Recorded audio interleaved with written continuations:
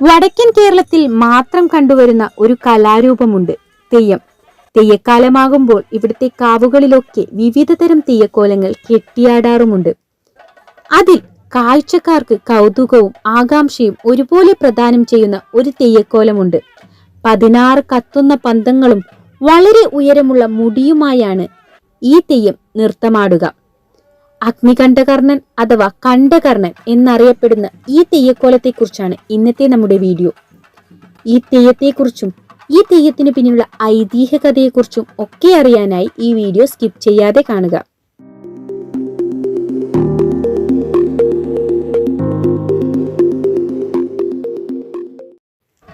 അഗ്നികണ്ഠകർണൻ അഥവാ കണ്ഠകർണൻ ശിവചൈതന്യമുള്ള തെയ്യക്കോലമാണിത്. ഭൈരവാദി മന്ത്രമൂർത്തികൾ എന്നറിയപ്പെടുന്ന ദേവതാ സങ്കല്പങ്ങളിൽ പ്രധാനിയാണ് ഈ തെയ്യക്കോലം. ശ്രീ ഭദ്രകാളിക്ക് അഗ്നികണ്ഠകർണൻ സഹോദരസ്ഥാനീയൻ എന്നാണ് വിശ്വസിക്കപ്പെടുന്നത്. ഈ അഗ്നികണ്ഠകർണൻ അഥവാ കണ്ഠകർണൻ തെയ്യത്തിന് പിന്നിൽ ഒരു ഐതിഹ്യകഥയുണ്ട്. നമുക്കാദ്യം ആ ഐതിഹ്യകഥ എന്തെന്നറിയാം.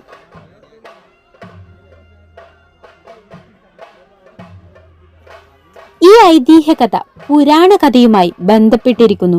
പണ്ട് 3 ലോകങ്ങളിലും നാശങ്ങൾ സൃഷ്ടിച്ച ദാരികാസുരനെ ഭദ്രകാളി വധിച്ചു. ഇതിൽ പ്രതികാരദാഹിയായ ദാരികന്റെ പത്നി മനോദരി അനുഗ്രഹത്തിനായി പരമശിവനെ തപസ്സു ചെയ്തു. തുടക്കത്തിൽ അവൾക്കു മുമ്പിൽ പ്രത്യക്ഷപ്പെടാൻ മണി കാണിച്ച ശിവനെ ഒടുവിൽ പാർവതിയുടെ നിർബന്ധപ്രകാരം പ്രത്യക്ഷപ്പെടേണ്ടി വന്നു. ശത്രുനിഗ്രഹത്തിനു വരം ചോദിച്ച മനോദരിക്ക് തന്റെ ശരീരത്തിലെ വിയർപ്പു തുള്ളികൾ നൽകിക്കൊണ്ട് ഇത് ആരുടെ മേൽ തളിക്കുന്നുവോ അവർ നിനക്ക് വേണ്ടതെല്ലാം തരുമെന്ന് ശിവൻ വരവും നൽകി.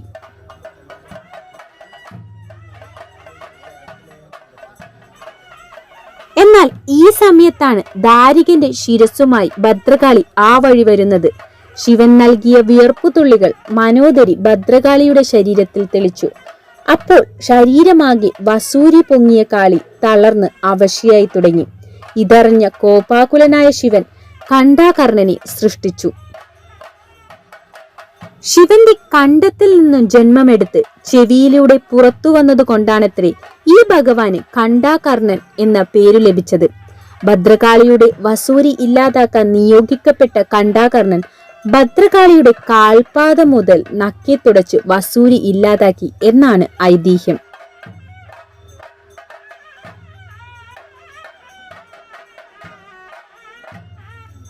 എന്നാൽ മുഖത്തെ കുരുക്കൾ ഇല്ലാതാക്കാൻ തുടങ്ങിയപ്പോൾ സഹോദരരായതുകൊണ്ട് അത് പാടില്ലെന്ന് പറഞ്ഞ് ഭദ്രകാളി കണ്ഠകർണനെ വിലക്കി. അവ ദേവിയുടെ മുഖത്തിനൊരു അലങ്കാരമായി അവിടെ തന്നെ കിടന്നു. രോഗം മാറിയ ഭദ്രകാളി സഹോദരനെ കൊണ്ട് മനോദരിയെ പിടിച്ചു കൊണ്ടുവന്നു.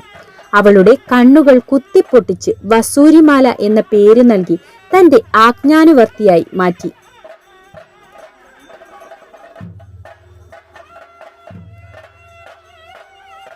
അങ്ങനെ ഭഗവതിക്കൊപ്പം വസൂരിമാലയും കുടികൊള്ളുന്നു.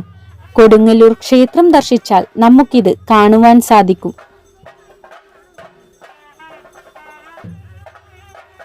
പണ്ടൊക്കെ രോഗങ്ങൾ ദൈവകോപമാണെന്നൊരു സങ്കല്പമുണ്ടായിരുന്നു. തെയ്യാട്ടത്തിലും രോഗദേവതകളെ കാണുവാൻ സാധിക്കും. ഇവരിൽ രോഗം വിതയ്ക്കുന്നവരുമുണ്ട്, രോഗശമനം ഉണ്ടാക്കുന്നവരുമുണ്ട്. വസൂരിമാല രോഗം ഉണ്ടാക്കുന്നവരിൽ പെടുന്നതും എന്നാൽ കണ്ഠകർണൻ രോഗശമനം ഉണ്ടാക്കുന്നതുമാണ്.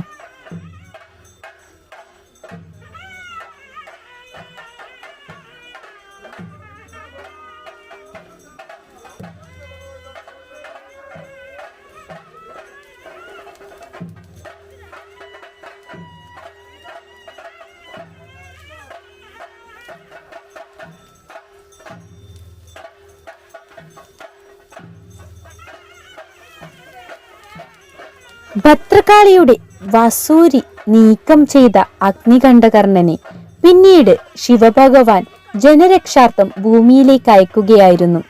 ദൈവപ്രഭാവം ലഭിച്ച് ഭൂമിയിലെത്തിയ കണ്ഠകർണനെ അന്ന് കാശി രാജ്യം ഭരിച്ച രാജാവ് കാണുകയും ഗൗനിക്കാതിരിക്കുകയും ചെയ്തതിന്റെ ഫലമായാണ് രാജാവിന് വസൂരി പിടിക്കപ്പെടുന്നത്. പ്രശ്നം വെച്ചു നോക്കിയപ്പോൾ കണ്ഠകർണന്റെ കോപമാണ് രോഗഹേതു എന്ന് മനസ്സിലാക്കുകയും പരിഹാരമാർഗമായി കാശി രാജാവിന്റെ മേൽനോട്ടത്തിൽ ക്ഷേത്രം നിർമ്മിച്ച് അതിൽ കണ്ഠകർണനെ കുടിയിരുത്തുകയും ചെയ്യണമെന്ന് കണ്ടു.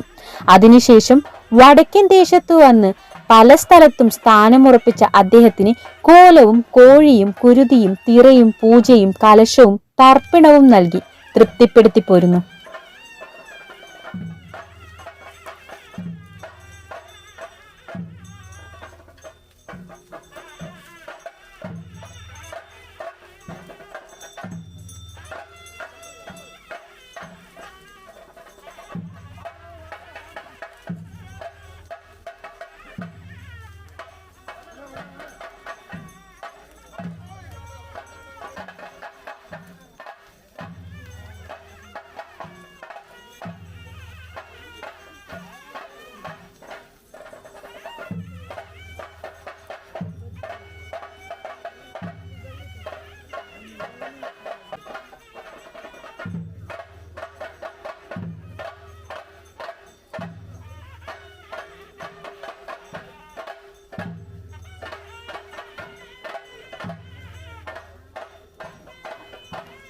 കണ്ഠകർണനെ ഭഗവതി ക്ഷേത്രങ്ങളിലും കളരി പരമ്പര ദൈവങ്ങൾക്കുമൊപ്പവും തറവാടുകളിൽ ഉപാസനമൂർത്തിയായും പ്രത്യേകം താന്ത്രിക അനുഷ്ഠാനങ്ങളോടെയാണ് തെയ്യക്കോലമായി കെട്ടിയാടിച്ചു വരുന്നത്.